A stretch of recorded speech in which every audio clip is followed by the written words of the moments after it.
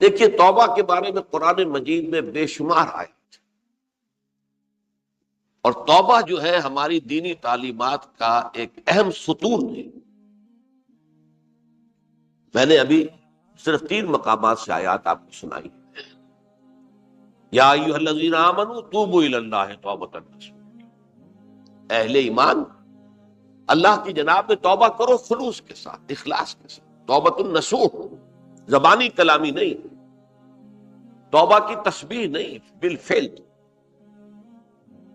عسیٰ ربکم ان یکفر عنکم سیئات، امید ہے تمہارا رب تمہاری برائیوں کو تم سے دور کر دے۔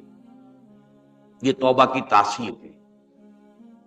اگر آپ کے اخلاق اور کردار میں کوئی غلط شے شامل تھی، اللہ تعالیٰ آپ کے کردار کے دامن کو دھو دے گا، اور آپ کے اعمال نامے میں اگر دھبے لگے ہوئے تھے تو اللہ تعالیٰ ان دھبوں کو بھی دھو دے گا۔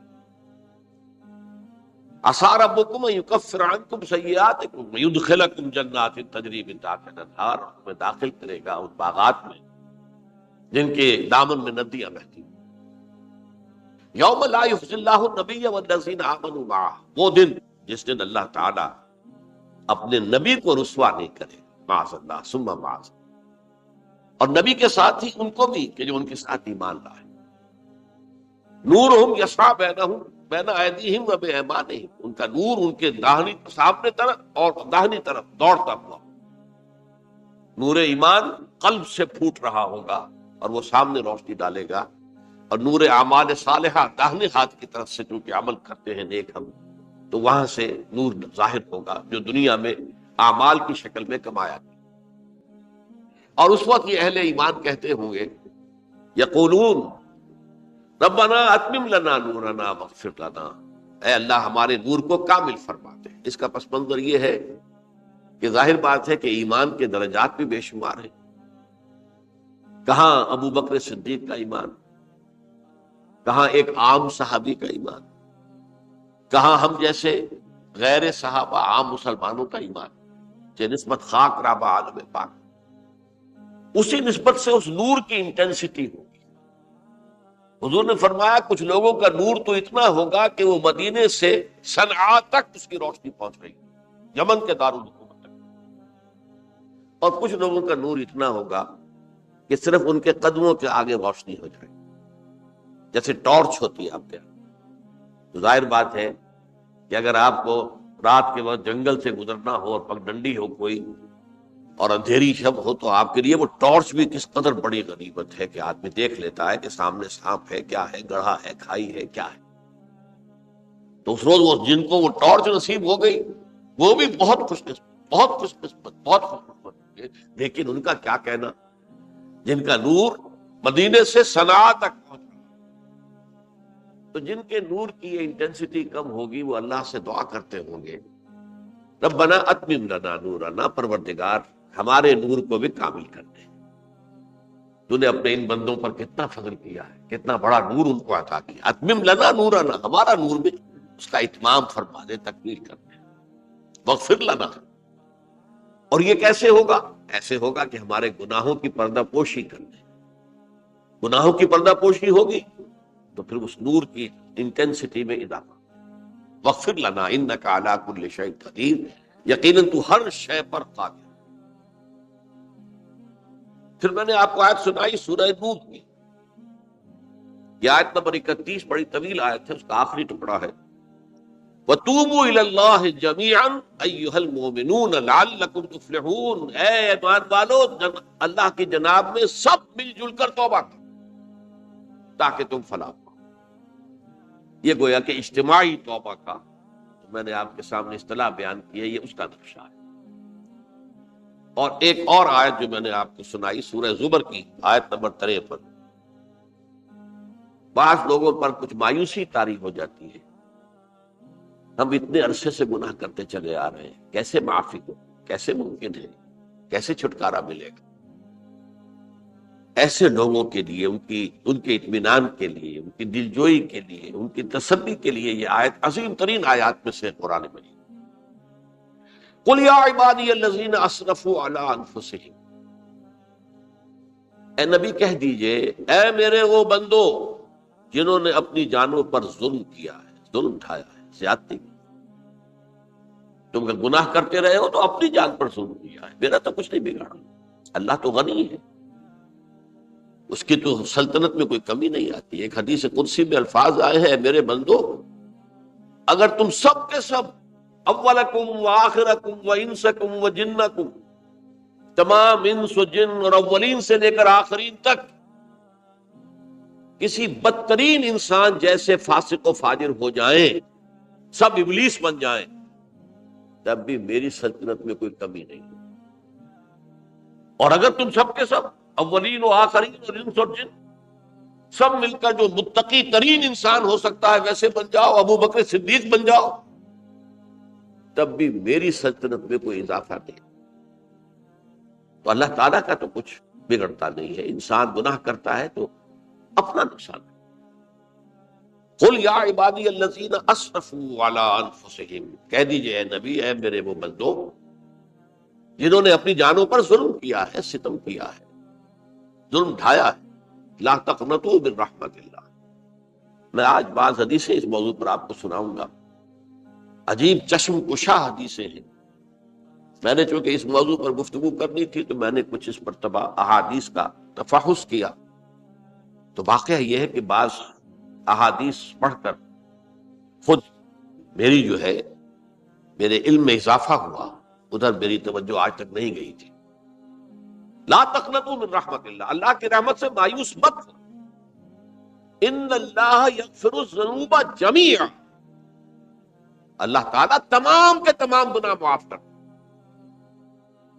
اللہ تعالیٰ کی قدرت ہے، اللہ کا اختیار ہے، اللہ کا فیصلہ ہے، لہذا مایوس نہ ہو، اصلاح کرو۔ احادیث تو میں بعد میں آپ کو سناؤں گا، اس سے پہلے اس کا فلسفہ سمجھ لیجئے اصل میں کیا ہے۔ دیکھیے، ایک ہے طبیعی اعمال، فزیکل،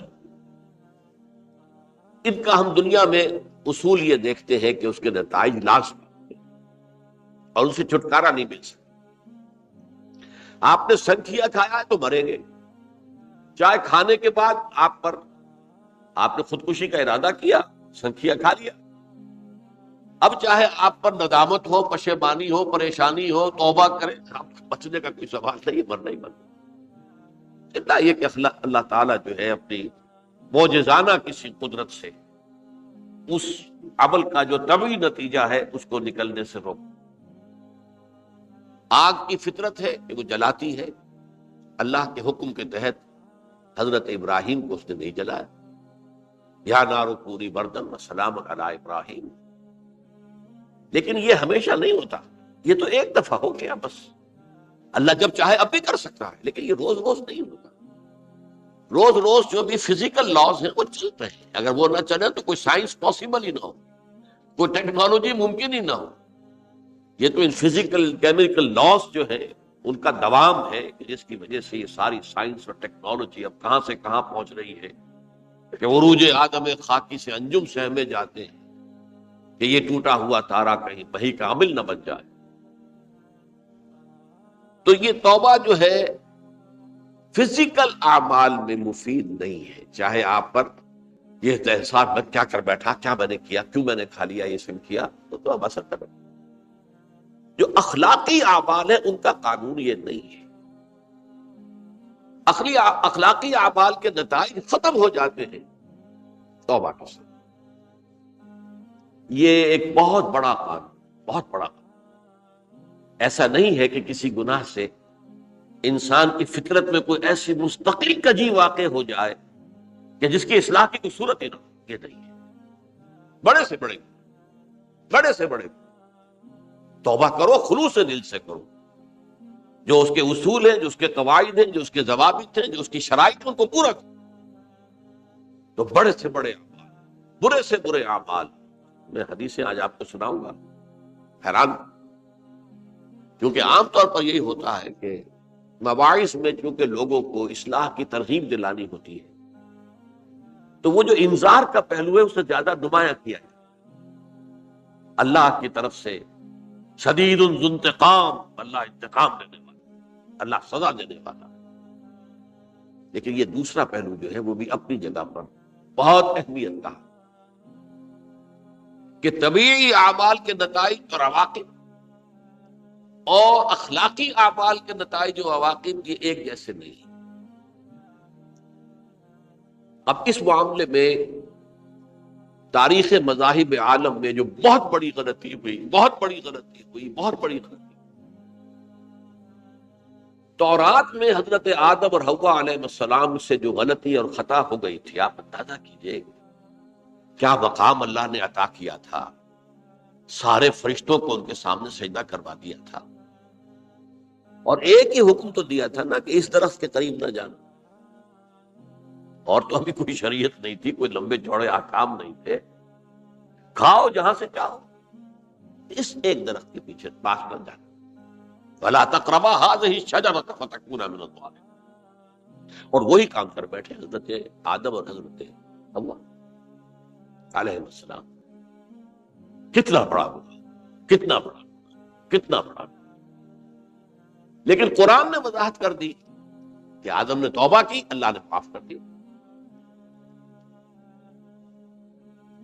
اللہ تعالیٰ سے کلمات سیکھے، ندامت دل میں پیدا ہو گئی حضرت آدم، لیکن الفاظ نہیں تھے، کن الفاظ میں اللہ سے معافی مانگ، اسے خطا ہو گئی، اور بڑی غلطی ہو گئی، وہ الفاظ بھی اللہ نے سکھائے، فَتَلَقَّىٰ آدَمُ مِن رَبِّهِ كَلِمَاتٍ۔ یہ ہے جس میں کہ وہ علامہ اقبال کا ایک شعر ہے ان کے نوجوانی کے دور کا، جس پر میں بھول رہا ہوں کہ داغ دہلوی تھے یا کوئی اور تھے کہ جنہوں نے علامہ سے کہا تھا میاں اس عمر میں اور یہ شعر، اس بڑی محفل میں بات آئی تھی کہ موتی سمجھ کے شان کریمی نے چن لیے قطرے جو تھے میرے عرق انفعال کے۔ انفعال کہتے ہیں عربی میں پشیمانی، شرمندگی، اور عام طور پر جب کسی انسان پر پشیمانی اور شرمندگی طاری ہوتی ہے تو پیشانی جو ہے اس پر کچھ پسینہ سا آتا ہے۔ تو قطرے جو تھے میرے عرق انفعال کے، موتی سمجھ کے شان کریمی نے چن لیے، اللہ کے نگاہ میں ان کی اتنی قیمت، ان کی اتنی وقت میرے بندے نے پشیمانی اختیار کی ہے، اپنے اس غلط کام کے اوپر اسے رنج اور افسوس ہو رہا ہے، تو اللہ کی نگاہ میں اس کی یہ عظمت ہے، یہ قدرت ہے۔ تو اللہ تعالیٰ نے جب حضرت آدم کے دل میں وہ پشیمانی پیدا ہو گئی تو الفاظ نہیں تھے، کن الفاظ میں؟ ہم کہتے ہیں نا کہ مجھے سمجھ نہیں آ رہا کہ میں کس منہ سے آپ سے بات کروں، میری یہ حیثیت نہیں ہے، میں کن الفاظ میں اپنی جو ہے خطا کا اعتراف کروں۔ تو اللہ نے وہ کلمات خود سکھا دیے، فَتَلَقَّىٰ آدَمُ مِن رَبِّهِ كَلِمَاتٍ فَتَابَ عَلَيْهِ إِنَّهُ هُوَ التَّوَّابُ الرَّحِيمُ۔ یہ چیز کہیں تورات جب دوبارہ مرتب ہوئی ہے تو وہ نکل گئی، اس میں رہ گئی، باقی اس میں شامل نہیں۔ یہ تاریخی اعتبار سے جان لیجئے، تورات جو ہے وہ آج سے 2500 بلکہ 2600 برس قبل سے دنیا سے غائب ہے۔ یہ تورات کا جو نسخہ تھا یروشلم میں 587 قبل مسیح میں، جب نبوکدنضر نے، شاید آج کل آپ دیکھ رہے ہوں کہ عراق کی جنگ میں عراق کے جو خاص ڈویژنز ہیں عراقیوں کے، ریپبلکن گارڈز کے، ان میں سے ایک کا نام جو ہے وہ نبوکدنضر ڈویژن ہے، ایک کا حمورابی ڈویژن ہے۔ حمورابی جو ہے عراق کا بہت پرانا بادشاہ تھا، اور تاریخ انسانی میں سب سے پہلا قانون اس نے مرتب کیا، حمورابی۔ یہ بہت پرانی تہذیب ہے، دنیا کی غالباً سب سے زیادہ اینشنٹ تہذیب جو ہے وہ عراق کی ہے۔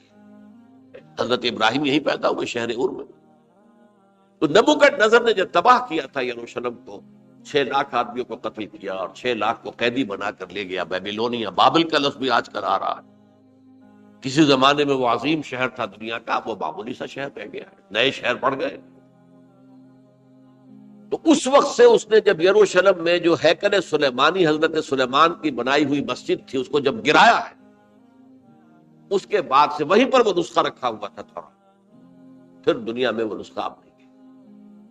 یہودیوں کا کہنا ہے کہ موجود ہے مسجد اقصی کے نیچے، وہ جب اس نے گرایا تھا تو جو نیچے تہخانے تھے وہ نہیں گرے تھے، وہ محفوظ رہتے، اوپر ملبہ آ گیا، اور وہیں پر وہ تورات اور وہ تابوت سکینہ جس میں حضرت موسیٰ کا عصا بھی رکھا ہوا ہے اور بہت سے وہ من اور سلوہ کے بھی کچھ نمونے رکھے ہوئے ہیں، وہ تابوت سکینہ اس کا قرآن مجید میں سورہ بقرہ میں ذکر ہے، وہ بھی موجود ہے۔ اور جو ربائی وہاں اس وقت تھے ان کے علماء، ان کی لاشیں بھی وہاں پڑی ہوئی ہیں، وہ جب ہم کھدائی کریں گے تو دنیا میں سامنے آ جائے۔ لیکن بہرحال اس وقت جو مجھے کہنا تھا وہ یہ کہ چونکہ اصل تورات اس وقت گم ہو گئی، 150 سال کے بعد اسے پھر یادداشتوں سے کچھ مرتب کیا گیا تو اس میں غلطیاں پیدا ہوئی۔ اب انسانی یادداشت کا معاملہ آ گیا نا، انہی میں سے ایک بڑی غلطی یہ ہوئی، اومیشن یہ ہوئی کہ حضرت آدم نے جو توبہ کی اور اللہ نے قبول فرما لیا،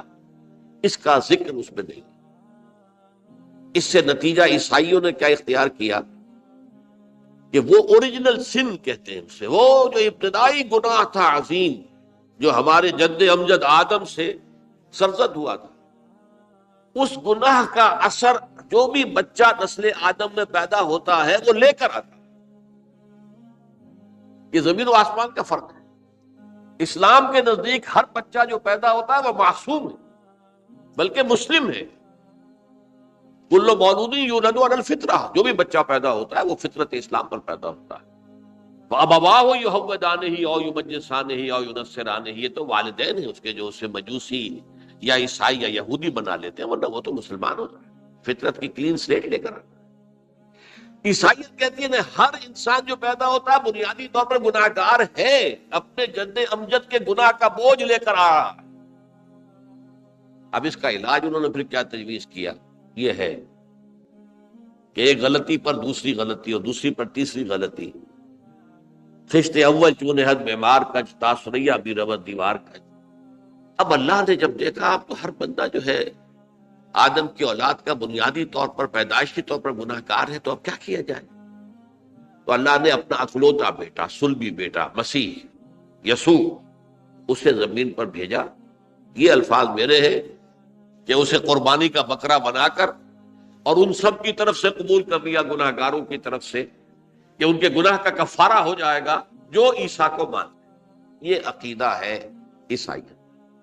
جڑ کیا ہے کہ گناہ ہو گیا تو گناہ کا اثر تو رہے گا۔ قرآن یہ کہتا نہیں، اللہ دھو دیتا ہے، تمہاری سیرت و کردار کے اوپر بھی جو داغ ہیں دھل جائیں گے، اور تمہارے نامہ اعمال میں جو دھبے ہیں وہ بھی دھل جائیں گے۔ توبہ کرو، توبوا الی اللہ توبۃ نصوحا، کرو وہ توبہ کے جو بالکل خلوص دل کے ساتھ۔ اب میں ذرا آپ کو کچھ احادیث سنانا چاہتا ہوں۔ ایک طرح کا یہ تبشیر کا پہلو ہے آج ہماری گفتگو میں کہ جو نمایاں ہوگا۔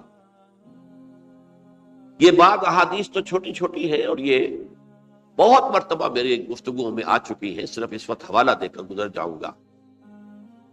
یہ ترمذی اور ابن ماجہ میں حضرت انس ابن مالک رضی اللہ تعالی عنہ سے روایت ہے، حضور نے فرمایا کل بنی آدم خطاؤون وخیر الخطائین التوابون، تمام بنی آدم خطا کار ہیں، خطا کار بھی نہیں، بہت خطا کار، بہت خطا کار،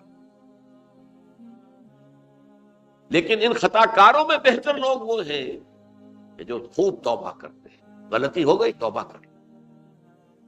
اور ایک اور حدیث میں آپ کو بتاؤں گا کہ یہ نہیں ہے کہ پھر کبھی وہ غلطی نہ ہو، اس وقت آپ یہ لگا لیں اپنے اوپر یہ کام میں نے نہیں کرنا، اور ایک دفعہ وہ کام چھوڑ دیں تو توبہ ہو گئی۔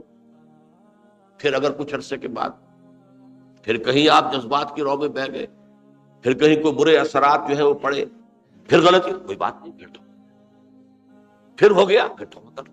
تواب اسی لیے کہا بار بار بار بار بار بار توبہ کر۔ تو کل بنی آدم خطاؤون وخیر الخطائین التواب۔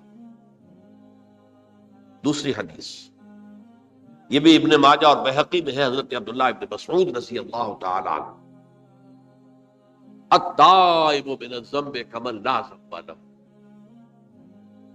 گناہ سے توبہ کرنے والا ایسے ہے جیسے اس نے کبھی گناہ کیا ہی نہیں۔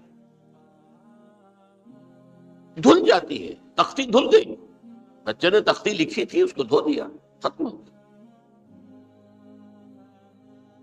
ایک حدیث تو پڑھ کر میں بھی چونکا یہ اصل میں اسلوب ہے بیان کا، بتانے کے لیے کہ تمہارے دلوں کے اندر مایوسی کا غلبہ نہ ہو جائے۔ مایوس اصل میں جو ہے مایوسی، یہ ابلیسیت ہے، نوٹ کر لیجئے اس کو۔ مایوسی ابلیسیت کا عکس۔ مبلس کہتے کسے؟ جو مایوس ہو گیا۔ ابلیس سب سے بڑھ کر مایوس جو ہے وہ ابلیس ہے۔ اسے معلوم میرا چھٹکارا تو نہیں ہے، لہذا میں جتنوں کو اپنے ساتھ لے کر جہنم میں جھونک دوں، یہی میری کمائی ہے، میں نے تو بچنا نہیں۔ تو ابلیس کہتی ہے اس کو جو انتہائی مایوس، مبلس، جو رحمت خدا بندی سے مایوس ہو چکا۔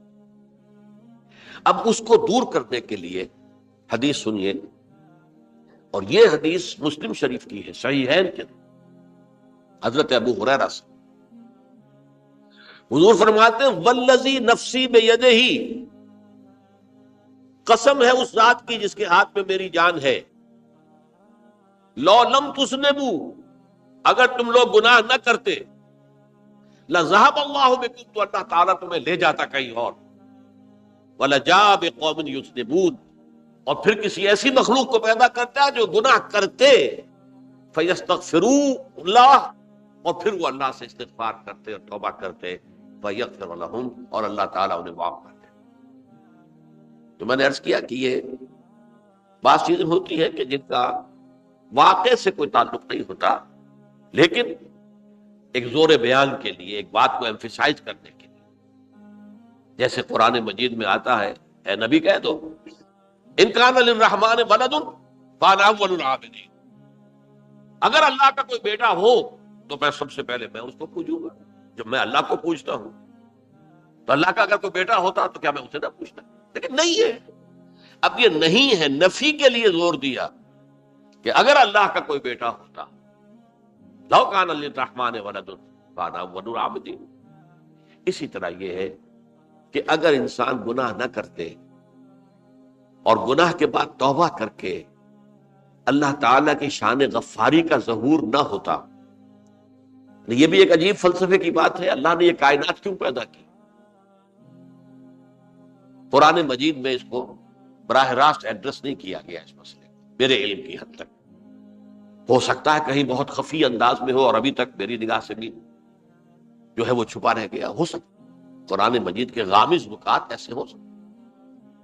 کوئی شخص، میں تو کہتا ہوں کہ اگر کوئی شخص کہتا ہے، میرے بارے میں ایک عالم دین نے کہہ دیا تھا کہ اسے قرآن پر بڑا عبور حاصل ہے، تو میں نے انہیں پیغام پہنچایا، جن صاحب نے مجھے ان کا یہ جملہ سنایا تھا کہ آپ نے قرآن کی توہین کی ہے، قرآن پر عبور کسی انسان کو نہیں۔ عبور کا مفہوم کیا ہے؟ دریا کے دو کنارے ہیں، آپ اس کنارے سے اس کنارے چلے گئے تو آپ نے عبور کیا دریا۔ قرآن کے کنارے ہیں ہی نہیں، لا پیدا کنار۔ لہذا یہ کہہ دینا کسی کے بارے میں کہ قرآن مجید، اب انہوں نے تو ایک طرح سے میری تعریف کی تھی، میرے ایک ساتھی سے جملہ کہا تھا، ان کے وہ عزیز تھے، تو گویا کہ وہ جو میری تنظیم میں تھے ان کو خوش کرنے کے لیے کہہ دیا ہو، یا جو بھی ہو، ان کے دلی جذبات ہو سکتا ہے کہ میں نے کہا انہیں یہ میرا پیغام پہنچا دیجئے، آپ نے قرآن کی توہین کی۔ قرآن پر عبور کسے ہو سکتا؟ نہ معلوم کتنے مقامات ہیں کہ جہاں امام راضی بھی کھڑے ہوئے ایسے نظر آتے ہیں، دہشت زدہ، اعلم ان ھذا المقام مقام غامض مہیب عمیق، ہوشیار کے رہ بردم تیغست قدم رہا، ہوشیار ہو جاؤ، یہ بڑا خطرناک مقام ہے، بہت مشکل مقام ہے، اس کے تہ تک پہنچنا کسی کے لیے ممکن نہیں ہے۔ سورہ حدید کی آیت هو الاول والآخر والظاہر والباطن پر یہ الفاظ ہیں جو امام راضی نے لکھے۔ تو اس لیے میں آپ سے عرض کر رہا ہوں کہ یہ کہنے کا انداز ہے، والذی نفسی بیدہ لو لم تذنبوا، اس ہستی کی قسم جس کے ہاتھ میں میری جان ہے، اگر تم گناہ نہ کرتے، تو میں عرض کر رہا تھا تو اللہ کی شان غفاری کیسے ظاہر ہوتی؟ اللہ نے کائنات کیوں پیدا کی؟ کنت کنزا مخفیا فاحببت ان اعرف فخلقت الخلق۔ محدثین کرام اگرچہ اس حدیث کی سند کو پختہ نہیں مانتے، لیکن اکثر مفسرین نے اس کو تسلیم کیا ہے۔ علامہ آلوسی نے تسلیم کیا کہ میں ایک چھپے ہوئے خزانے کے مانند تھا. اب خزانہ کہیں پڑا ہے، اس کا کیا حاصل کیا ہے؟ وہ تو کہیں کھلے، کسی کے پاس جائے، کوئی اسے فائدہ اٹھائے تب تو فائدہ ہوا نا. تو کن تو کنزن مخفیا، میرے اندر طاقت تھی، قوت تھی، خلاقی تھی، میری شان ساری میرے اندر ہی اندر تھی نا. کن تو کنزن مخفیا فاحببت ان اعرف، تو میں نے یہ چاہا کہ مجھے پہچانا جائے. فخلقت الخلق، تو میں نے خلق کی تخلیق کی. اب مجھے پہچانو اس کائنات کے ذریعے سے، یہ میری تخلیق ہے، آؤ دیکھو.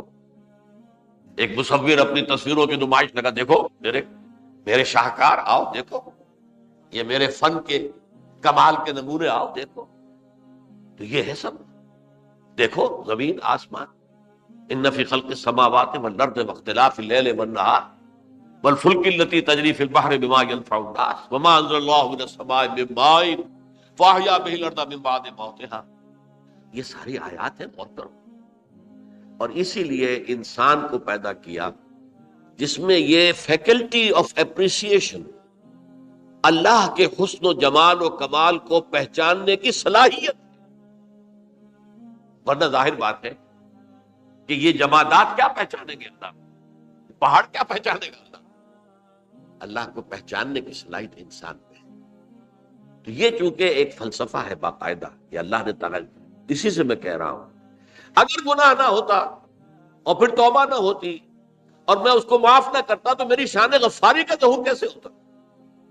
میری شان ہے نا، غفار بھی ہوں، ستار بھی ہوں، اس کا ظہور کیسے ہو؟ تو والذی نفسی بیدہ لو لم تذنبوا لذهب اللہ بکم ولجاء بقوم یذنبون فیستغفروا اللہ فیغفر لهم. اگر تم لوگ گناہ نہ کرتے تو اللہ تمہیں ختم کر کے کوئی اور ایسی مخلوق پیدا کرتا کہ جو گناہ کرے اور پھر وہ توبہ کرے اور اللہ اسے معاف. اسی سے ملتی جلتی ایک حدیث ہے، یہ امام احمد اور امام بہقی لائے ہیں اور اس کے راوی حضرت علی ہے رضی اللہ تعالی عنہ. ان اللہ یحب العبد المؤمن المفتن التواب، اللہ تعالیٰ کو بہت محبت ہے، یحب. اب دیکھیے ایک طرف وہ آیات ذہن میں لائیے، اللہ تعالیٰ کن سے محبت کرتا ہے؟ واللہ یحب المحسنین. یا وہ لوگ ان اللہ یحب الذین یقاتلون فی سبیلہ صفا کانہم بنیان مرصوص. اللہ محبت کرتا ہے اپنے ان بندوں سے جو اس کی راہ میں جنگ کرتے ہیں صفے باندھ کر، گویا سیسا پلائی ہوئی دیوار ہے. یہ ہے مثبت کام، نیک کام، محسنین، اللہ کی راہ میں قتال کرنے والے. یہاں اس کے برعکس کہا جا رہا ان اللہ یحب، اللہ تعالیٰ محبت کرتا ہے اپنے اس بندے سے، العبد المومن، جو مومن ہو. اس کی ایک اور بڑی پیاری حدیث آئے گی، المفتن التواب، جو بہت فتنوں میں مبتلا ہو جاتا ہو اور پھر بہت توبہ کرتا ہو. مفتن التواب، لیکن ساتھ ہی پلٹتا ہو، رجوع کرتا ہو، پھر اللہ کے حضور میں حاضر ہوتا ہو، پھر معافی مانگتا ہو. اللہ تعالیٰ کو اپنا ایسا بندہ بہت پسند ہے. اب میں کچھ اور حدیثیں آپ کو سنا رہا ہوں. توبہ کا دروازہ دو اعتبارات سے کہا گیا ہے کہ ایک وقت آنے پر بند ہو جائے. ایک حدیث کے تو الفاظ میں نوٹ کر کے نہیں لایا ہوں کہ اللہ تعالیٰ نے توبہ کا ایک دروازہ اتنا چوڑا کھلا رکھا ہوا ہے کہ جس کو عبور کرنا جو ہے وہ سال ہر سال میں ممکن ہو، اور یہ بند نہیں ہوتا جب تک کہ سورج مغرب سے طلوع نہ ہو. یہ قیامت کی جو آخری، قریب قیامت کی جو آخری نشانیاں ہیں ان میں سے وہی حدیث میں آپ کو سنا رہا ہوں. عن ابی ہریرہ رضی اللہ تعالی عنہ، اور یہ مسلم شریف کی روایت ہے، من تاب قبل ان تطلع الشمس من مغربها تاب اللہ علیہ. سورج کے مغرب سے طلوع ہونے سے قبل تک جو لوگ توبہ کریں گے اللہ تعالیٰ ان کی توبہ قبول کر لے گا. البتہ جب وہ قیامت کی وہ نشانی ظاہر ہو جائے کہ سورج مغرب سے طلوع ہو رہا ہے، اب دروازہ توبہ کا بند ہے. اب اس کے بعد اگر توبہ کوئی کرتا ہے تو اللہ تعالیٰ اس کی توبہ کو قبول نہیں کرے گا. یہ تو اجتماعی سطح پر ہوئی، انفرادی سطح پر. عن عبداللہ ابن عمر رضی اللہ تعالی عنہما عن النبی صلی اللہ علیہ وسلم قال ان اللہ عز وجل یقبل توبۃ العبد ما لم یغرغر. یہ ترمذی میں ہے حضرت عبداللہ ابن عمر رضی اللہ تعالی عنہما سے کہ اللہ تعالیٰ اپنے بندے کی توبہ قبول کرتا ہے جب تک کہ وہ جسے ہم کہتے ہیں گھنگرو نہ بولنے لگے حلق کے اندر، جبکہ نزع عالم نزع ہو اور جان جو ہے وہ آ کر پھر یہاں اٹکتی ہے، تو اس وقت تک دروازہ کھلا ہے توبہ. لیکن جب یہ شکل ہو گئی تو دروازہ بند. یہ انفرادی سطح پر ہو گیا. جب آپ کے موت کے آثار اتنے واضح ہو گئے کہ اب جا رہے ہیں، اب توبہ کریں گے تو توبہ قبول نہیں. اجتماعی سطح پر جب قیامت جو ہے اس کی وہ گھڑی آ گئی کہ سورج مغرب سے طلوع ہو گیا، اب توبہ کا دروازہ بند. ایک اور حدیث ہے جو میں نے بہت مرتبہ اس کا ترجمہ تو آپ کو بہت دفعہ سنایا ہے، آج میں چاہتا ہوں اس کو پورے متن کے ساتھ آپ کے سامنے رکھوں. یہ حضرت انس ابن مالک رضی اللہ تعالیٰ عنہ سے مروی روایت ہے جو حضور کے خادم خاص تھے، اور یہ متفق علیہ بھی ہے، یعنی بخاری میں بھی ہے، مسلم میں بھی ہے، لیکن تھوڑا سا فرق ہے الفاظ کا. تو جو مسلم شریف کی روایت ہے اس کے الفاظ کیا ہیں؟ للہ اشد فرحا بتوبۃ عبدہ حین یتوب الیہ. جان لو اللہ تعالیٰ کو زیادہ خوشی ہوتی ہے اپنے کسی گناہ گار بندے کی توبہ سے جبکہ وہ توبہ کرتا ہے. کس سے زیادہ ہوتی ہے؟ اس کی ایک تمثیل تھی. من احدکم، ایک ایسے شخص سے بھی زیادہ بڑھ کر خوشی ہوتی ہے کان علی راحلتہ بارض الفلات، کہ جو بہت ہی دور دراز کے اور سنسان علاقے میں سفر کر رہا تھا. فانتحرفت منہ، اس کی سواری جو ہے گم ہو گئی. وعلیہا طعامہ وشرابہ، اسی پر اس کا کھانا بھی تھا اور پانی بھی تھا. اونٹنی پر سفر کر رہا تھا، اسی پر ہوتا ہے راحلہ جو ہے راستے کا سامان. اچانک کہیں بیٹھا ہے تھوڑی دیر کے لیے سستانے کے لیے، کہیں اونگ آ گئی اور اونٹنی صاحب غائب. اب آنکھ کھلی اور اس نے دیکھا. فَأَيَّسَ مِنْهَا، تلاش کر کر کے مایوس ہو گیا، کہیں اونٹنی کا سراغ نہیں. اب ظاہر بات ہے کسی صحرا میں یہ کیفیت، اس کا مطلب کیا ہے؟ یقینی موت. فَأَتَى شَجَرَةً فَاسْتَجَعَ فِي ظِلِّهَا وَقَدْ أَيَسَ مِنْ رَاحِلَتِهِ، تو وہ ایک درخت کے نیچے اس کے سائے میں آ کے لیٹ گیا، گویا کہ موت کی امید. فَبَيْنَهُمَا وَهُوَ كَذَلِكَ إِذْ هُوَ بِهَا قَائِمَةٌ عِندَهُ، اس کی کہیں دوبارہ آنکھ لگی ہے، جو کھولا تو دیکھتا ہے اونٹنی تو موجود ہے، کھڑی ہے. تو وہ فوراً اس کی وہ جو رسی ہے وہ پکڑتا ہے. فَأَخَذَ بِخِتَامِهَا ثُمَّ قَالَ مِن شِدَّةِ الْفَرْحِ، اب جو اسے مسرت ہوئی اس کا آپ اندازہ کر سکتے ہیں.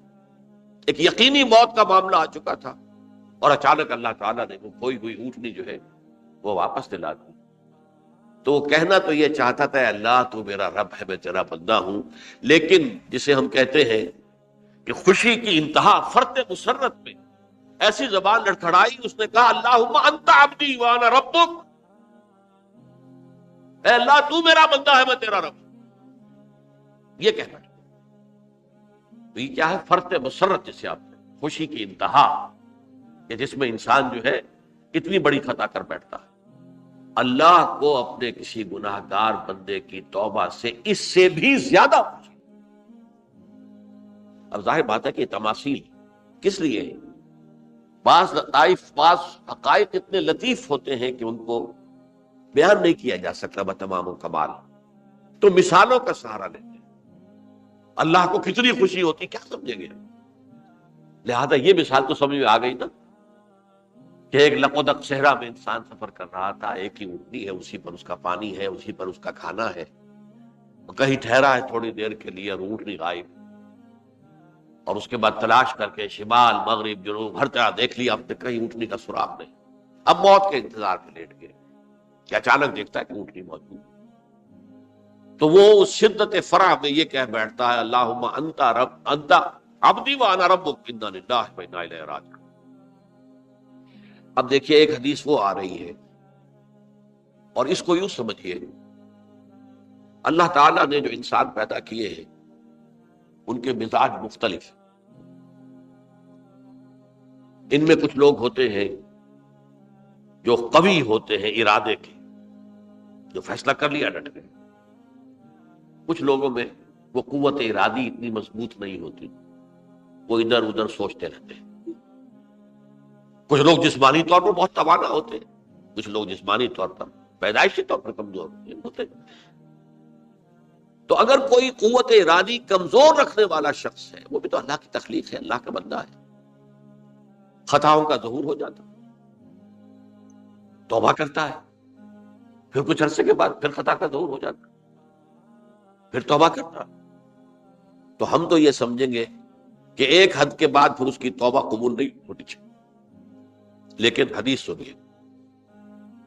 وعن ابی ہریرہ رضی اللہ تعالی عنہ قال قال رسول اللہ صلی اللہ علیہ وسلم ان عبدا اذنب ذنبا، یقیناً ایک بندہ جو ہے وہ ایک گناہ کرتا ہے، فقال، پھر وہ کہتا ہے رب، اے میرے پروردگار، اذنبت فاغفر لی، مجھ سے گناہ ہو گیا ہے، مجھے معاف۔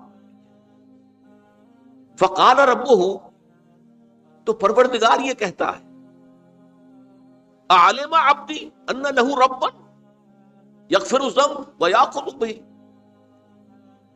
میرا یہ بندہ یہ جانتا ہے کہ اس کا ایک رب ہے جو گناہ معاف بھی کر سکتا ہے اور سزا دے بھی سکتا ہے۔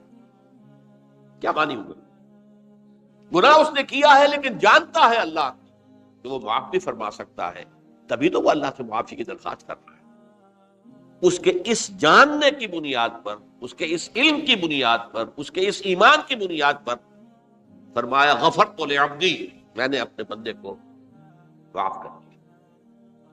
ثم مکث ما شاء اللہ، پھر وقت گزرا جتنا کہ اللہ نے چاہا۔ ثم اذنب ذنبا، پھر اس سے گناہ ہو گیا۔ فقال رب اذنبت ذنبا فاغفر، پھر کہتا ہے پروردگار مجھ سے گناہ ہو گیا، پھر مجھے معاف فرما دے۔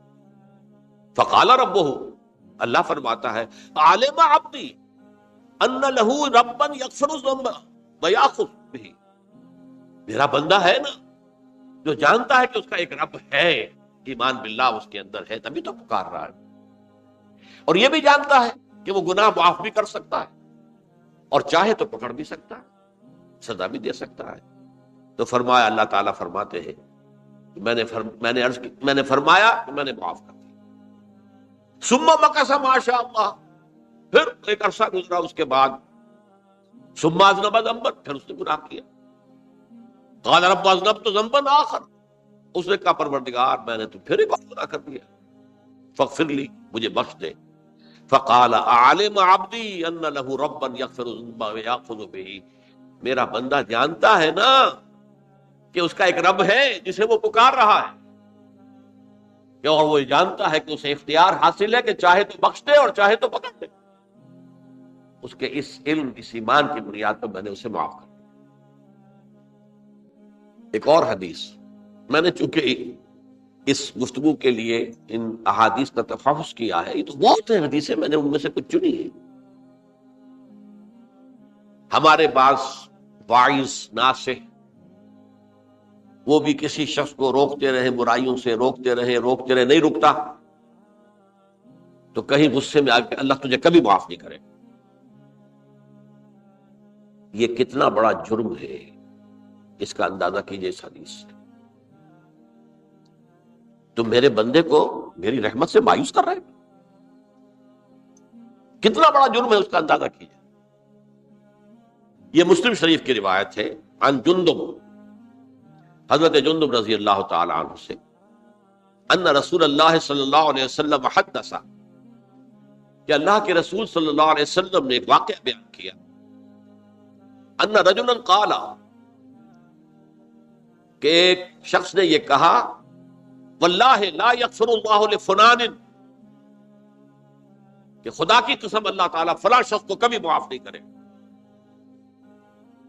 وَأَنَّ اللَّهَ تَعَالَى قَالَ، اس پر اللہ تعالیٰ نے یہ فرمایا، مَنْ ذَا الَّذِي يَتَعَلَّىٰ عَلَيَّ، یہ کون ہے جو میرے اوپر حکومت کرنے والا آ گیا، جو میری طرف سے حکم لگا رہا کہ میں کبھی معاف نہیں کروں گا. مَنْ ذَا الَّذِي، کون ہے وہ شخص، الَّذِي يَتَعَلَّىٰ عَلَيَّ انی لا اغفر لفلان، کہ میں فلاں شخص کو کبھی معاف نہیں کروں گا. قد غفرت لفلان، اس کو تو میں نے معاف کر دیا. واحبطت عملہ، اس شخص کے تمام اعمال میں نے ضائع کر دیے کہ تم نے میرے بندے کو مایوس کیا. یہ ہے جرم کی انتہا. تو توبہ کی دعوت دیتے رہو، توبہ کے لیے لوگوں کو آمادہ کرتے رہو، توبہ جو ہے اس کے لیے ترغیب دیتے رہو. اللہ تعالیٰ معاف فرمانے والا. اب آخری حدیث سنا رہا ہوں، یہ تو بہت ہی عجیب حدیث ہے اور متفق علیہ، یہ بخاری اور مسلم دونوں میں. حضرت ابو سعید الخدری رضی اللہ تعالی عنہ جو ہے اس کے راوی، حضور نے فرمایا، کانا فی من کانا قبلکم رجل قتل 99 نفسا، تم سے پہلے جو امت تھی بنی اسرائیل کہ ان کا ذکر ہے، اس میں ایک آدمی ایسا تھا جس نے 99 قتل کیے تھے. اب آپ اندازہ کیجئے کتنا بڑا گناہ کبیرہ ہے قتل. قرآن مجید میں آتا ہے فَكَأَنَّمَا قَتَلَ النَّاسَ جَمِيعًا، اگر ایک انسان کو بھی ناحق قتل کر دیا گیا تو یہ ایسی ہے گویا کہ اس نے پوری نوع انسانی کو قتل کر دیا. اس نے 99 قتل کی. فَهَلْ لَهُ مِن تَوْبَةٍ، پھر اس کے بعد یہ ہوا کہ اس کے اندر توبہ کا جذبہ پیدا ہوا. فَسَأَلَ عَنْ أَعْلَمِ أَهْلِ الْأَرْضِ، تو اس نے پھر سوال کیا، لوگوں سے پوچھا کہ زمین میں رہنے والوں میں کون سب سے بڑا عالم ہے. فَدُلَّ عَلَىٰ رَاهِبٍ، تو اسے بتایا گیا فلاں راہب فلاں جگہ پر ہے، وہ بہت نیک ہے، بڑا عالم ہے. فَأَتَاهُ، وہ اس کے پاس آیا. فَقَالَ أَنَّهُ قَتَلَ 99 نَفْسًا فَهَلْ لَهُ مِن تَوْبَةٍ، انہوں نے کہا دیکھیے راہب صاحب، میں نے 99 انسان قتل کیے، اب مجھے یہ بتائیے کہ میرے لیے توبہ کا کوئی امکان ہے؟ فقال لا، اس نے کہا نہیں. فقتلہ، اس نے اس کو بھی قتل کر دیا. فکمل بہ 100، اپنی سینچری مکمل کر لی، مطلب 99 کے بعد ایک ہی کسر تھی، اس کو بھی قتل کیا، 100 پورے کر لیے. ثم سأل عن عالم اہل الارض، پھر اس نے پوچھا کوئی اور کوئی بڑے عالم انسان ہو. فدل علی رجل عالم، پھر اس کی رہنمائی کی گئی ایک بڑے عالم شخص کی طرف. فقال انه قتل 100 نفس، تو اس نے وہاں جا کر کہا کہ میں 100 انسان ہلاک کر چکا ہوں، قتل کر چکا ہوں. فهل له من توبہ، میرے لیے توبہ کا کوئی امکان ہے؟ فقال نعم، کیوں نہیں، 100 قتل کیے تب بھی کیا ہے، توبہ کا راستہ دروازہ کھلا ہوا. معلوم یغرغر، جب تک کہ وہ گھنگرو نہیں بج رہا اس وقت تک تمہارے توبہ کا دروازہ کھلا ہوا ہے. فرمایا نعم، وَمَن يَحُولُ بَيْنَهُ وَبَيْنَ التَّوْبَةِ، تمہاری توبہ کے درمیان اور تمہارے درمیان کون حائل ہو سکتا ہے، توبہ کا دروازہ کھلا ہے. لیکن ساتھ ہی کہا انطلق الی ارض کذا و کذا، اب تم ایسے کرو جہاں تم رہتے ہو وہاں نہ جاؤ واپس، وہاں کا ماحول اچھا نہیں ہے، معاشرہ اچھا نہیں ہے، ہو سکتا ہے کہ تم توبہ پر قائم نہ رہ سکو، تم فلاں جگہ چلے جاؤ، وہاں اچھے لوگ آباد ہیں، ان میں جا کر رہو. فإن بها أناسا يعبدون الله تعالی، وہاں ایسے لوگ آباد ہیں جو اللہ کی بندگی کرتے ہیں. فاعبد اللہ معهم، تو تم ان کے ساتھ مل کر اللہ کی بندگی اور پرستش کرو. ولا ترجع الى ارضک، اپنی زمین کی طرف اپنے وطن میں واپس مت جاؤ. فإنها ارض سوء، وہ بری جگہ ہے.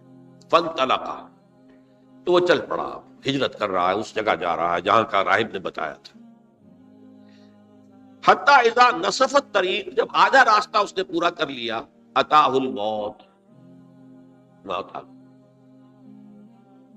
فاختصمت فیہ ملائکۃ الرحمت و ملائکۃ العذاب، اب وہ جہنم کے فرشتے بھی آ گئے اس کی جان قبض کرنے کو، اور جنت کے بھی آ گئے.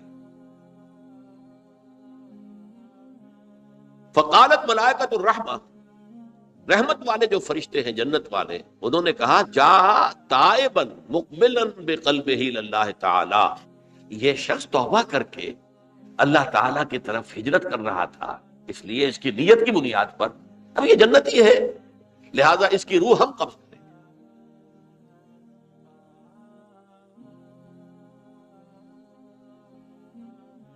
وقالت الملائکۃ العذاب، اور وہ جو عذاب والے فرشتے ہیں وہ کہیں گے انہ لم یعمل خیرا قط، تو نے توبہ کے بعد کوئی نیک عمل تو کیا ہی نہیں، تو کس بنیاد پر اس کو تم جنت میں لے جاؤ؟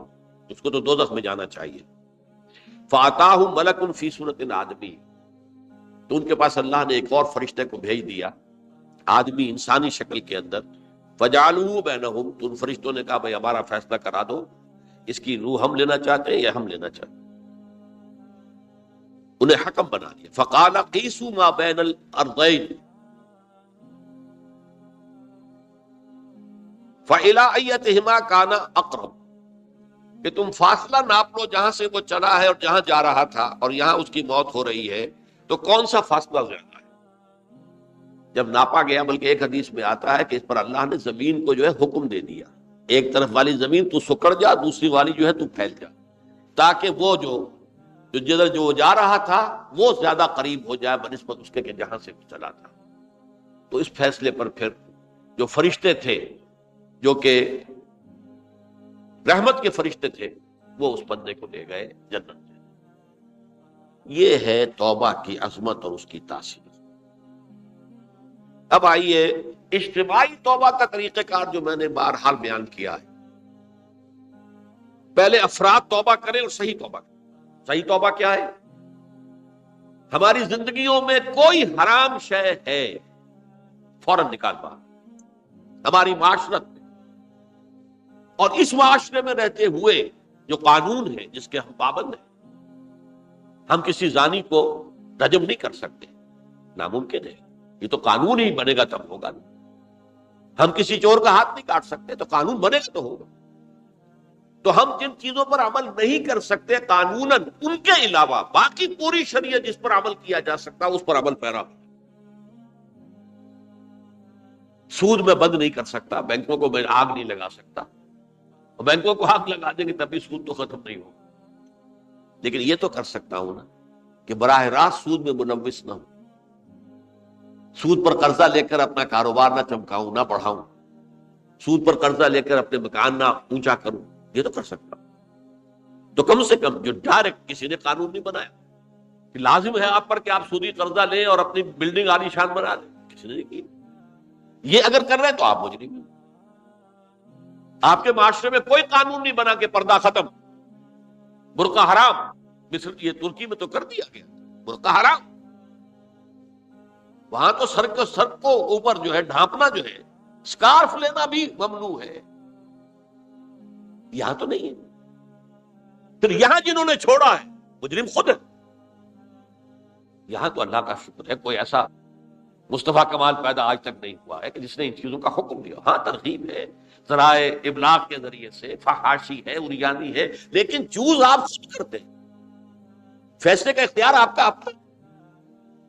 تو جن چیزوں کے اندر بھی گناہ سے بچنے کا امکان ہے اس کو عملاً ترک کیا جائے، اور نمبر 2 عزم مصمم کر لیا جائے کہ اللہ اب بقیہ زندگی جتنی بھی ہے اس میں اپنی توانائیاں، اپنی قوتیں، اپنی صلاحیتیں صرف کروں گا تیرے دین کی تبلیغ اور تیرے دین کے قائم کرنے کی جدوجہد۔ عزم مصمم۔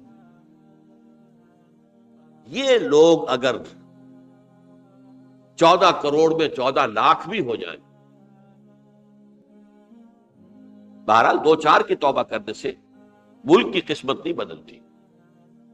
معتدل تعداد کے اندر جو ہے یہ لوگ اگر ایسے ہو جائیں، اور پھر یہ کہ وہ مل کر اگر زور لگائیں، تو واقعتاً اس ملک کے اندر شریعت اسلامی کا نفاذ ہو سکتا ہے، اللہ کا نظام قائم کیا جا سکتا ہے۔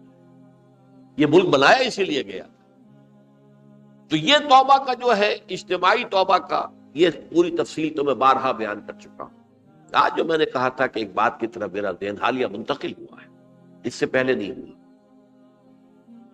یہ توبہ کرنے والے لوگ جب تک 14 لاکھ نہیں ہیں، 1400 ہی ہوں، لیکن یہ اگر دعا کریں گے اللہ تعالیٰ کے خلوص کے ساتھ تو ان کی دعا قبول ہوگی۔ دعا بہت بڑی شے، الدعاء مخ العبادہ. ٹھیک ہے، بڑا لمبا راستہ لگتا ہے یہ کہ 14 لاکھ انسان توبہ کرے، یا 2 لاکھ یا 3 لاکھ انسان توبہ کرے، صحیح معنی میں توبہ کرے، اور پھر وہ جمع ہو، ایک طاقت بنے، تن من دھن لگانے کے لیے، جانے دینے کے لیے تیار ہو جائے. تو لگتا ہے یہ کہ کافی لمبا ہے،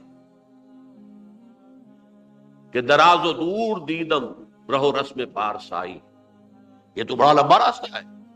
اسی سے لوگ کہتے ہیں کہ پھر کیا حل ہوا؟ تو حل جو ہے تو کوئی عملی حل تو نہیں ہوا. اس میں میرا ذہن منتقل ہوا ہے دعا.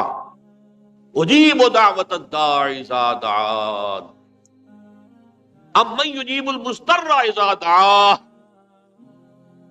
بھلا وہ کون ہے جو کسی مضطر کسے کہتے ہیں؟ ایک شخص نہایت پریشان حال ہو گیا ہو، نہایت پریشان حال، اور میں اللہ کو پکارے، پروردگار تو میری دستگیری فرما. اللہ کسی اور طرف مجھے کوئی توقع نہیں رہی، کوئی نہیں رہا جس سے مجھے کوئی امید نہیں.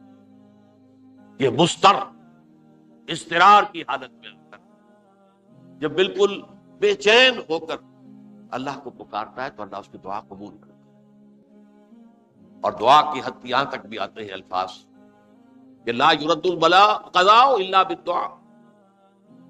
تقدیر الہی کو بھی اس لیے 2 حصوں میں تقسیم کیا گیا. تقدیر مبرم، ایک تو اللہ کا وہ فیصلہ ہے جو ٹل نہیں سکتا کسی صورت میں. ایک تقدیر معلق ہوتی ہے تو صحیح اللہ کا فیصلہ، لیکن اس میں تبدیلی ہو سکتی ہے. یہ جو تقدیر معلق ہوتی ہے اس میں دعا انتہائی مؤثر شے ہے. لا يرد البلاء الا لا يرد القضاء الا بالدعاء. قضا جو ہے وہ نہیں بدل سکتی سوائے دعا. اس دعا کی تو کم سے کم ہم منادی کریں، لیکن پہلے شرط وہی ہے، ورنہ وہ دعا نہیں ہے، ورنہ وہ توبہ نہیں ہے. توبہ صحیح ہو، حرام سے اپنے وجود کو، اپنے گھر کو پاک کریں، اس کے بغیر کچھ نہیں. اس کے بغیر تو جیسے کہ کہا گیا سورہ مائدہ میں قل یا اہل الکتاب لستم علی شیء حتی تقیموا التوراۃ والانجیل. اے نبی ان سے کہہ دیجئے، اے اہل کتاب تمہاری کوئی حیثیت اللہ کی نگاہوں میں نہیں ہے، تمہاری کوئی دعا اللہ کے ہاں قابل پذیرائی نہیں ہے جب تک کہ تم تورات اور انجیل کو قائم نہیں. لہذا دعائیں تو نہ بنو. 30 لاکھ آدمی جو ہے حج کے موقع پر کیسی کیسی دعائیں مانگتے ہیں. کہاں جا رہی ہیں دعائیں؟ کہاں ہیں ان کی قبولیت کے آثار؟ توبہ صحیح ہو. اور توبہ کے بارے میں آج میں نے امکانی حد تک آپ کے سامنے آج ترغیب و تشویق کا پہلو رکھا ہے. مایوسی اس کو کہا بھی جاتا ہے، مایوسی کفر ہے. اور میں نے آپ سے کہا آج کہ لا تقنطوا من رحمت اللہ ان اللہ یغفر الذنوب جميعا. 99 قتل کیے ہوں، 100 قتل کیے ہوں، تب بھی توبہ کرو گے تو اللہ توبہ قبول فرمائے. اور کس شان کے ساتھ قبول فرمائے گا اس حدیث کے اندر آیا، متفق علیہ حدیث، صحیح بخاری اور صحیح مسلم کے اندر ہے.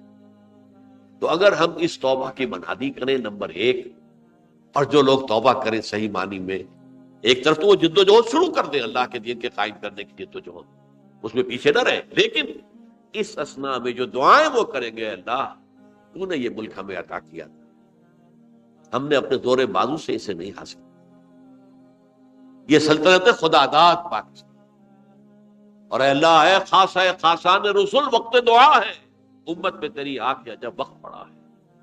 میں اپنے احساسات جو ہیں آپ کے سامنے الفاظ میں بیان نہیں کر سکتا. یہ جب یروشلم کی تباہی ہوئی تھی جس کا میں نے ذکر کیا ہے، 6 لاکھ انسان قتل ہوئے تھے، اور 6 لاکھ کو نبوکدنضر جو تھا وہ ہانک کر بھیڑوں بکریوں کی طرح بیبلونیا لے گیا تھا. اس سے پہلے کتنے ہی نبی اہل کتاب کے وہ کہتے رہے تھے کہ ہوش کرو، توبہ کر لو. بلکہ ایک جگہ کے الفاظ یہ ہیں، درخت کی جڑ پر کلہاڑا رکھا جا چکا ہے، اب بھی ہوش میں آ جاؤ. ہوش میں نہیں گئے. دنیا پرستی، جو بھی ان کے نفس پرستی جو بھی ان کے اوپر مسلط ہو چکی تھی، اس نے انہیں توبہ نہیں کر، تباہی اور بربادی ہو گئی. آج ہماری نگاہوں کے سامنے عراق کے ساتھ کیا ہو، بغیر اس کے کہ کوئی جرم ہو، بغیر اس کے ہم تو بڑے بڑے جرم کر چکے ہیں ان کی نگاہ. نان پرولیفریشن ٹریٹی جو ہے اس کے خلاف ہمارا عمل جا رہا ہے، پوری دنیا کے اندر انہوں نے کہا کہ ہم اس کو ایٹمی صلاحیت کو نہیں پھیلنے دیں گے. وہ ایک خاص وقت میں افغانستان میں انہیں ہماری ضرورت تھی، اپنے اصل دشمن یو ایس ایس آر اپنے مقابل کی طاقت کو ختم کرنے کے لیے. اس وقت انہوں نے اپنا منہ جو ہے پھیر لیا تھا، نہیں دیکھا تھا، اور ہمارے ہاں اللہ کی یہ رحمت آ گئی کہ ایٹمک صلاحیت بھی حاصل ہوئی. اور پوری دنیا میں شاہ عبداللہ نے کہا تھا، پرنس عبداللہ نے، کہ یہ آپ کا نہیں ہے، یہ جو نواز شریف صاحب سے جب اس کا ہم نے دھماکہ کیا، یہ بم آپ کا نہیں ہے، یہ پوری امت مسلمہ کا. کیسے یہ برداشت کر سکتے ہیں یہودی اور یہودیوں کے اعلی کار عیسائی، خاص طور پر Protestants, west white Anglo Saxon Protestants. تو سمجھ لیجئے کہ پاکستان کی جڑوں پر بھی تیشہ رکھا جا چکا.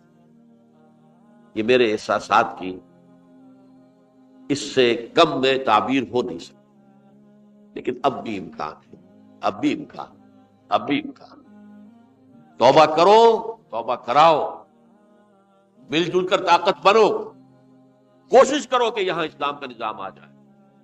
اور اس اسنا میں بھی دعا کرو اللہ تعالیٰ سے کہ اللہ ہمیں مہلت عطا فرما دے، ہمیں کچھ اور مہلت عطا فرما دے، اے اللہ ہمیں کچھ اور مہلت عطا فرما دے. بارک اللہ لی ولکم فی القرآن العظیم ونفعنی وإیاکم بالآیات والذکر الحکیم.